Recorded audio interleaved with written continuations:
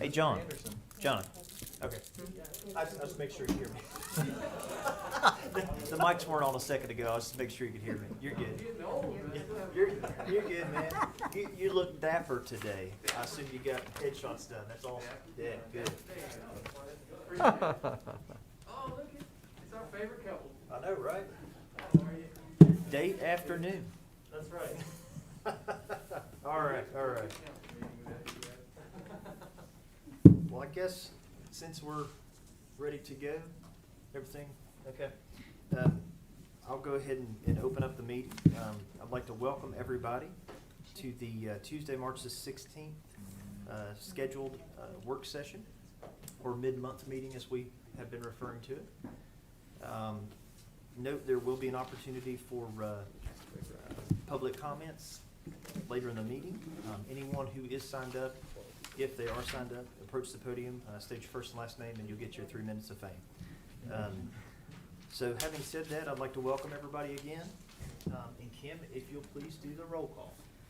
Mr. Anderson. Let the record reflect Mr. Anderson is absent. Mr. Owens? Here. Ms. Pillion? Here. Ms. Quetch? Here. And Mayor Webb? Here.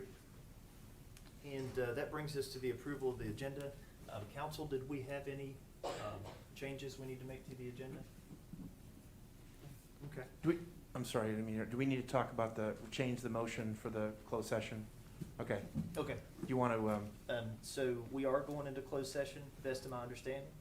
And Mr. Mayor, this would be to amend M to add a second closed session under 2.23711A8 to discuss specific legal matters with legal counsel.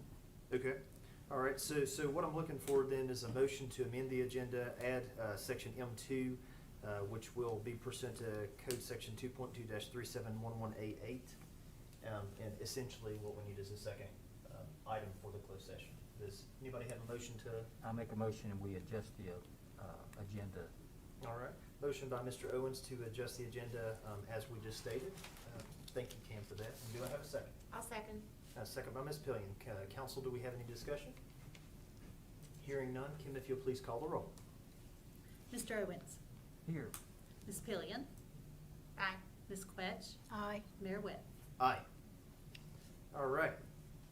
Now we are at the public comments section, and Kim, I understood there were no individuals signed up for public comments That is today? correct. Okay, all right, so we'll move right along. We have no petitions or public hearings. We do not have proclamations, new business resolutions, or ordinances today. I don't think we have any unfinished business, but we do have some miscellaneous business and communications from the town manager. The first one is discussion regarding the fiscal year 21-22 budget. Steve, it's your time to shine.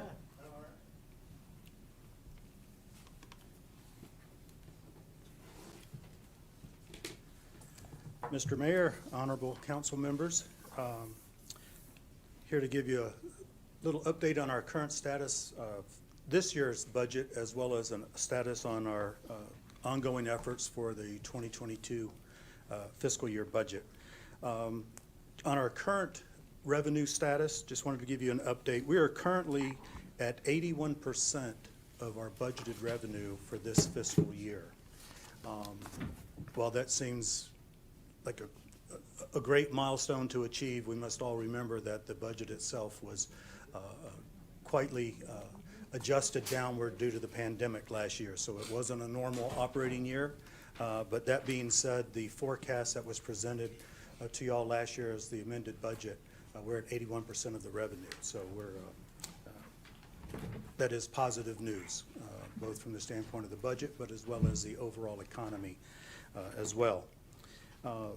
In particular, as you all will recall, the meals and lodging taxes were of great concern and continue to be because of the nature of the pandemic and the impact that it had on our restaurants, eateries, hotels, and lodging.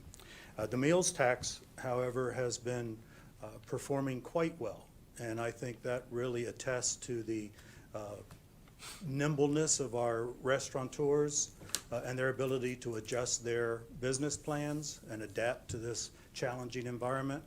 And so the meals taxes were really outperforming where we anticipated to be at this point in the year. And quite frankly, we will probably exceed that when we finish the fiscal year in June. So the meals tax, despite being down from previous years, are performing quite well. The lodging and hotels tax obviously is a different story. Of all the industries that have been negatively impacted, the hotel and lodging industry has really been hit hard, and our business partners here in town are no exception to that. If you'll recall, we had budgeted last year about a 35% reduction in both meals and lodging taxes from previous normal years, if you will. And the lodging tax is really below that right now. So it's showing emerging signs of growth. I think our challenge today is not to be overly enthusiastic about improvements that may or may not be there. It's yet to be seen the effectiveness of the vaccine and the overall economy improvements. But I think we all remain optimistic that we're going to continue to see some growth, and the town will certainly benefit from that. As far as the, do you have any questions on where we are currently with, Any questions? on the revenue? Expenditure-wise, year-to-date, we're about 71% of what our amended budget is, so we're 81% on the revenue. We're only at 71% of the expenditures. Not to get too excited about that, because I'm sure there are going to be some large bills that come due, particularly with paving and other things that come later in the year. But that being said, as we sit here in mid-March at 71% of expenditures and 81% of revenue, we are on target to meet that amended budget and hopefully exceed it and have some net positive at the end of the year, which will help us as we move into next fiscal year. As far as the budget process for 2022, we have been meeting with all of the department heads, as you know, and meeting with the Finance Committee of the Council to look at both the revenue and the expenses. The revenue right now we're forecasting at about $11.9 million, which is approximately 10% higher than the 2021 forecasted budget. Not a lot, but again, showing some improvement as we emerge from this pandemic and the economic fallout from that. And Steve, is that just the general fund? That is just Okay, the I general just wanted to fund, clarify that. exactly. I'm reserving my comments right now to just the general fund. So at $11.9 million going into 2022, on the expenditure side, obviously with the balanced budget, I'm continuing to work with the department heads. And as I like to say, we're not having to use a machete right now. We're trying to use a scalpel and finesse the department's needs to match the revenue resources that we're going to have available to us. Obviously, if the economy improves the way we all hope it does, then we can come back and revisit at some point and amend the budget both on the top line as well as on the expenditure side. As part of the 2022 budget is the capital outlay. That is always the largest component of the budget. It requires substantial resources, which candidly right now we really don't have to provide the resources for a litany of capital projects that are really needed. Some have been deferred in the past, some are for more future looking, but we did have to defer. We're continuing to scrutinize that, and we'll come back to the council at the next working session and let you know exactly what capital programs or projects we feel we'll be able to fund with the available resources. Okay. Any questions on the process? Okay. With respect to the sewer fund, as our enterprise fund, and I'm going to defer a lot of this to our town manager, there were some recommendations that have been made in the past with respect to the sewer fund, which were deferred last year, again, because of the pandemic. But I think going forward, we really need to revisit those recommendations. Okay. Thank you all. Thank you, Steve. If you recall, right immediately before the pandemic last year, we had this nice Davenport study on the sewer fund. It was a sort of an overview of the sewer fund, and it was a pro forma.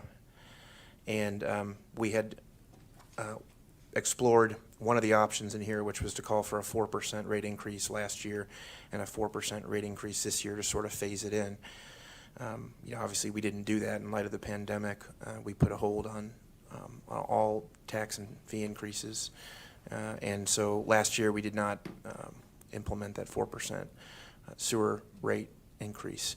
And we were recommending we do that because we don't want to get too far behind. And this was based on the capital projects that were planned, and that's just what Davenport looked at. Some of those were deferred slightly into this upcoming year, so I don't think we lost a tremendous amount of ground by not implementing the 4% user rate increase last year, but we are recommending, so we will present in the proposed budget the 4% increase in the sewer rates.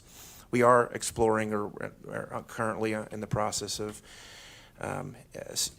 having Davenport assist us with a more in-depth rate analysis, so that is still on the horizon, but this will really just provide the bare minimum funding that we would probably be needed to going forward into future years, because we might not have that study done by the time we adopt the budget. So, but anyways, does anybody have any questions on that? Or okay, miraculously, and this is one thing that I know I talked to some of you about it, but not all of you, or collectively. We looked at the revenue during the pandemic, and we kind of analyzed. Tammy and Kim and I looked through to see what was happening with property taxes and sewer rates, and what we found was there wasn't really much of a difference. People were still paying their utility bills, and the ones that weren't paying previously prior to the pandemic were not paying them maybe afterwards. So, the repeat offenders, if you want to call them, but there really wasn't a significant drop. Really, if a marginal. Actually, I think one of the revenue streams actually increased. It might have been one of the property tax lines. I can't remember if it was real estate or personal property. So people, as much as we hate to do this, it's still people are still being responsible, I think, and paying for those essential services through taxes and the user fees for the sewer fund. So the other thing I wanted to touch on or bring to your attention, we are working on developing a comprehensive fee schedule, which we've never really had before. We have various fees. Some of them are littered throughout the code. Some of them aren't necessarily included in the code because they were maybe enacted by previous councils, or they were kind of put in place by management or what. We're just trying to put that together so we can bring that in front of the council every year, and these are existing fees that we currently charge. There's a few in the planning and zoning department that we're looking at where we don't charge any fees, just for like site plan review and things of that nature, which we'll need to include in there, but we're not looking at adding a whole lot more than we already add. But it's just a really good document to have and put your eyes in front of every year before we adopt the budget and say, here's what our schedule of fees are and what we charge for various things from building permits and various amenities, the Coombs Center. And instead of dealing with it separately throughout the year, a lot of times we'll come back and, well, we need to do a rate increase for some fee at the Coombs Center or something. It's just nice to do it all at one time, and so we can just review it annually, and we can tell the department heads, hey, if you're proposing a change in this rate structure, we need to have it done by this date. We can do it all at one time at the beginning of the year before we adopt the budget. So does that make sense to everybody? Okay. So we'll be able to present that in concert when we present the budget, hopefully at the April work session. Hopefully we'll have at least something to put in front of you. So, like I said, most of those will be fees that we already currently assess, but we're just getting them all into one single document. So, okay, and that's all I have. Unless you have any more questions for Steve or me on the budget process, we'll. I don't have any questions. I would like to say, and I think Donna probably would mirror my thoughts, but I think you guys have done a very good job with the budget. I know everybody's been working hard, and I have to compliment both of you as well as all the department heads. I know it's a difficult time to do budget. I mean, we're still not out of the woods yet, and I think we have some, like Steve said, there's some positive signs, particularly with the restaurants, but I think it's going to be. It's be at least a couple years. I think not until the following year till things get back to normal on the revenue. But I think the sports complex is going to help that tremendously. So I think once we get the sports complex online, I think going into the subsequent fiscal year, I think things are going to be a lot better. So I think got another speed bump, I think, coming up this year, but I think there's light at the end of the tunnel. I don't know if I've used up all my cliches. I think I have. Light at the end of the tunnel, rosary. I don't know. I could come up with a few more, but I think everybody thinks that this is the 2-year, second part of a 2-year process that's going to be painful, but I think we've been able to provide the essential services that the citizens expect, and we've been able to get through this as best we can with the available resources that we have. So. And we did cut your cliches for next week. Cut the cliches. Okay, all right. Make a note of that. Thank you. All right. And it looks like our next item on the agenda is a discussion about the Hassinger property boundary adjustment. I'll just stay up here. As you recall, at the March 1st council meeting, we discussed the boundary adjustment for the Hassinger property, and the council had authorized the town manager to execute the proposed boundary adjustment. We are, now that, as sure you have heard, and I communicated to the town council, we no longer need access to the banner pool. And that was one change that we made to the plat that didn't really, the proposed plat that we presented at the last meeting was a little bit awkward shaped because we were trying to retain access to that pool. Now that that's no longer needed, it just really makes sense right now while we're doing this and we're cleaning it up now to just clean up this property line a little bit and include the additional parking that was being lost for the purpose of maintaining access to that pole, and include that in the Hassinger property. So what you have before you is an amended or revised plat that we had reviewed at the previous meeting, and I left my phone over there, John. I think it was 0.117 acres, I think is what you told me. That was just, so it's a small modification, but it just does not create that little dog leg there that was for the purpose of accessing the banner pole.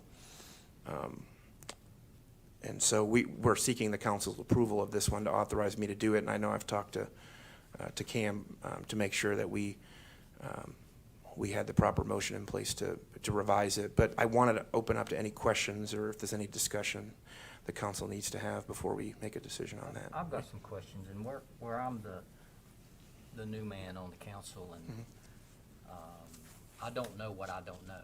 Yeah. And obviously I've learned that I don't know a lot. So bear with me, I've got some questions that help Sure. clarify some things in my mind. Looking at our new plat here, Mhm. and I probably need Cam's advice on this, but on the southern side, it says the old border line. That was the current, is it the current property line now? Yes. So the old boundary line is the current property line, is that what we're So, this line right here saying? Okay, yeah. is that's the what I was- current property line now. Sure. That's the current, although we own all that property, so Right, but so- it is a separate plat. So, the citizens of Abingdon own this plot. Yes. And they also own, on the south side of the land, which is the park, Right. the citizens of Abingdon own it too. Correct. Okay. So, another question I had on an email that I'd gotten to help just clarify things for me on this master plan for the Veterans Park. This property line right here, I'm assuming that's a property line that's this property line. Yes, sir. Correct? Mhm. So basically, we're giving, which is a bonus for them, the park a little more land. Correct. Yeah.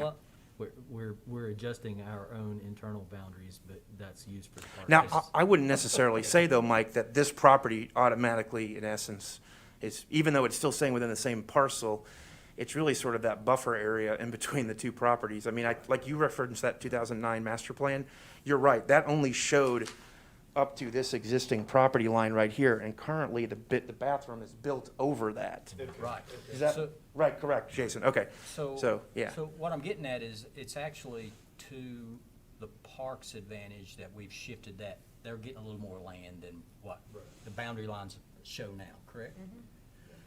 And also a question was. And again, to your earlier point, it's all still the town's property, but Right, but the right.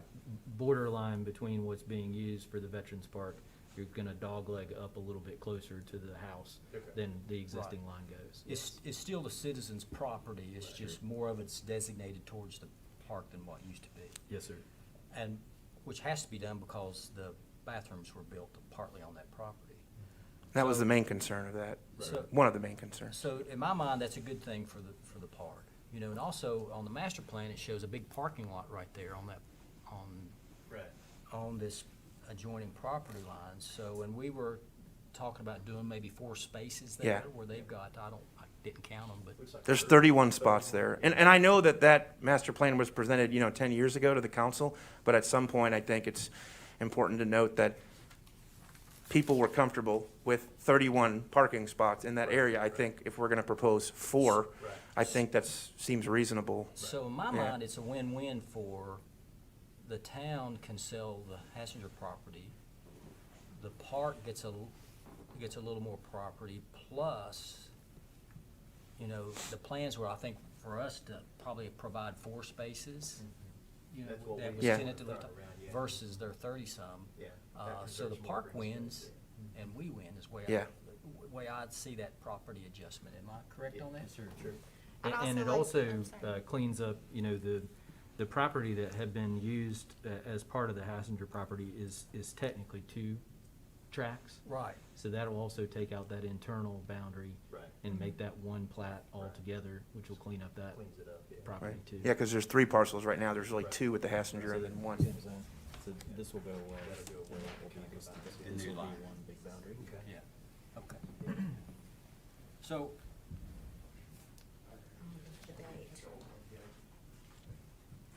so that helps clarify a lot of things for me that I didn't understand. Like I said, so in my mind, it's a win-win for everybody.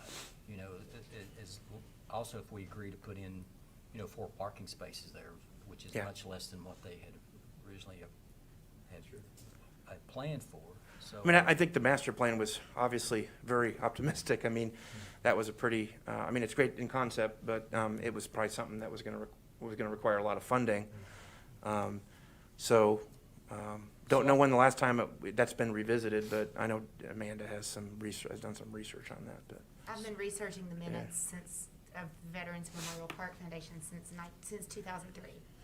So I would just like to say in reference to what we're speaking about, the town actually gave the Veterans Park Foundation $20,000 in 2006 to develop that master plan. So at that point, the council was active in that process. That council that sat in 2006 gave them $20,000 to develop that master plan with the 31 parking spaces. So Okay. that's the historical context of that master plan. So like I The said, town paid for that master plan. Like I said, I don't know what I don't know, so that's helping clarify things. And I don't know Thank at you. what point, that got changed. Obviously on that master plan, the restroom facility was not included on that, right, Amanda? I don't think that was. No, and was- it appears that, I'm looking through the notes that I have from all of this because it was quite a bit. The restroom facilities were first discussed in 2012. Yeah, And then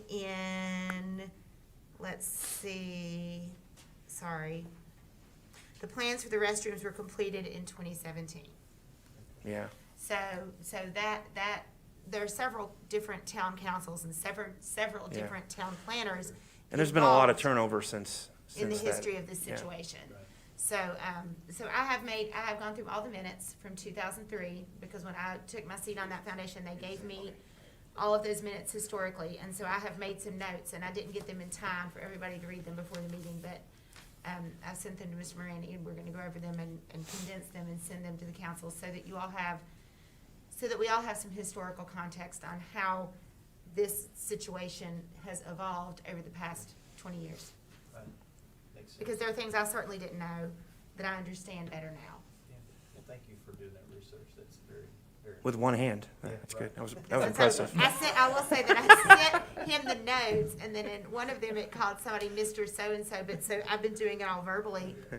Because I'm right-handed, and I said, don't print that one because it said, I miss you so-and-so instead of Mr. So I need to do some work before we send it to you guys. Well, I just want to let you know, I mean, there's been a lot of thought put into this at the staff level, and it's certainly not something that we've discussed the alternative options at the last meeting. I think what we have here is in the community's best interest, the town's best interest, and the staff agrees on that, and I certainly agree with that. So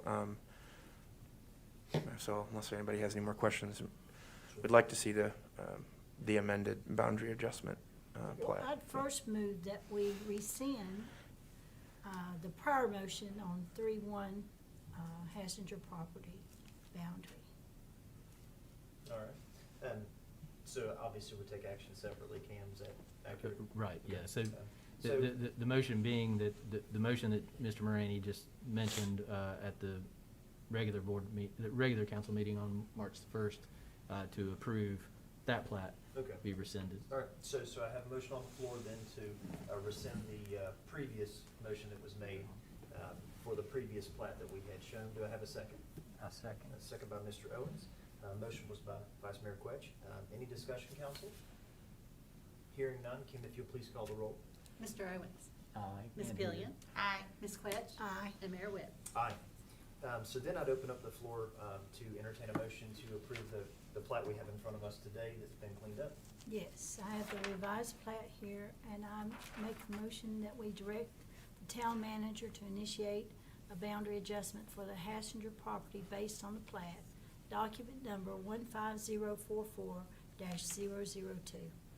Excellent. So I have a motion by Vice Mayor Quetch to approve the plat and give the town manager authority to take action on that plat. Do I have a second? I'll second. Second by Ms. Pillion. Council, do we have any discussion? Hearing none, Kim, if you'll please call the roll. Mr. Owens? Aye. Ms. Pillion? Aye. Ms. Quetch? Aye. And Mayor Webb? Aye.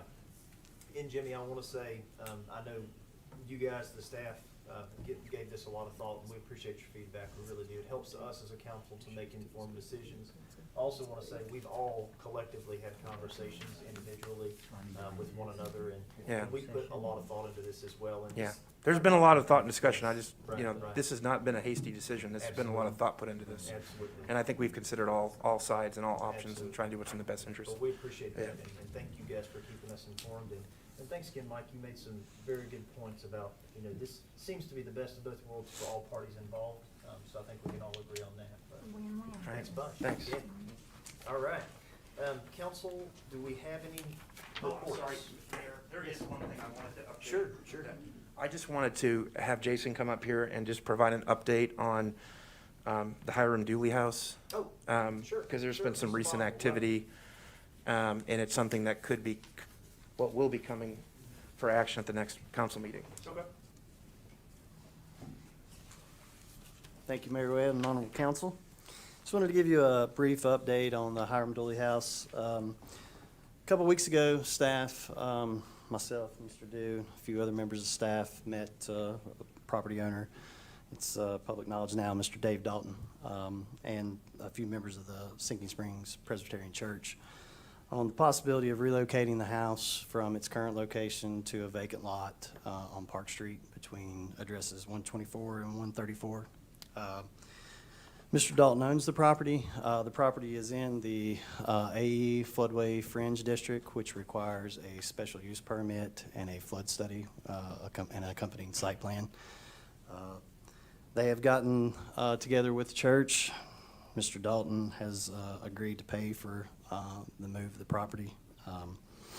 So he has submitted a special use permit. I've been in contact with Chairman Austin of the Planning Commission. He has agreed to hold a special called meeting on April 5th, which is the same day as the regular scheduled town council meeting. We will run the public advertisements for the special use for Planning Commission and for the town council meeting. And I do have a copy of that if anybody wants to take a look at it. There's been a lot of thought put into it. Flood study was performed. Site plan was submitted.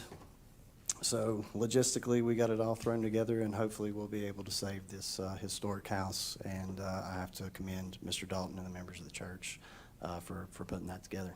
Sure. Excellent. Well, that seems like excellent news. Everybody's winning today, right? It definitely is a win-win, yes, sir.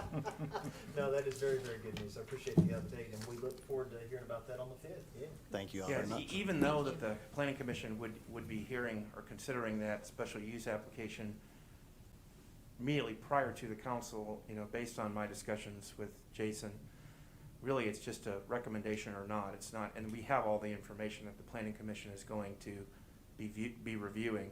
Sure. So we'll send that out with the council members when the council packet's distributed, so you'll have the information, the same information that the planning commission will. So if the planning commission votes to recommend it, it'll just be considered by the council after that meeting. Excellent, excellent.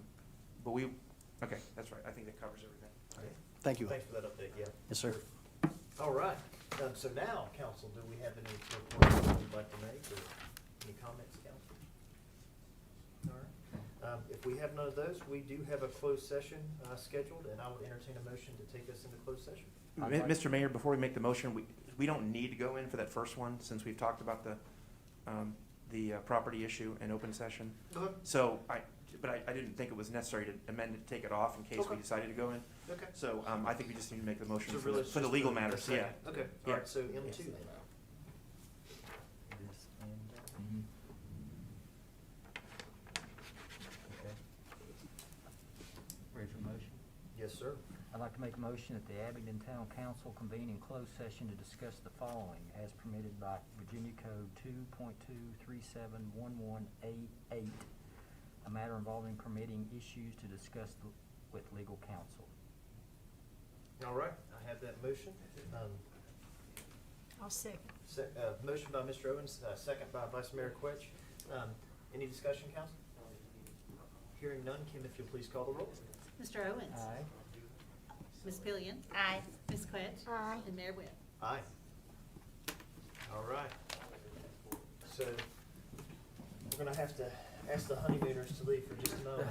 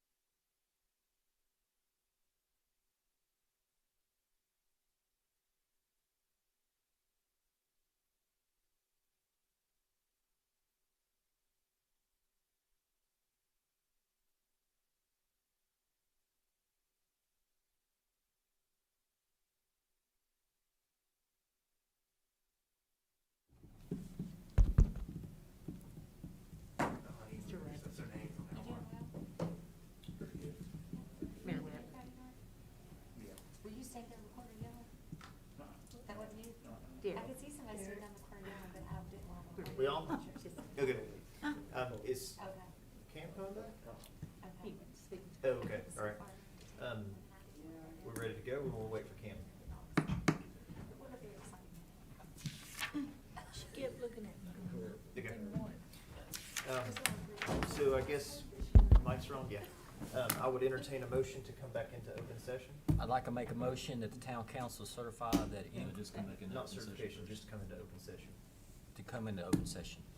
All right, do I have a motion by Mr. Owens to come into open session? Do I have a second? Second by Vice Mayor Quetch. Any discussion, council? Hearing none, Kim, if you'll please call the roll. Mr. Owens? Aye. Mr. Anderson? Abstain. Ms. Pillion? Aye. Ms. Quetch? Aye. Mayor Webb? Aye. And now, if you'll do the certification for me.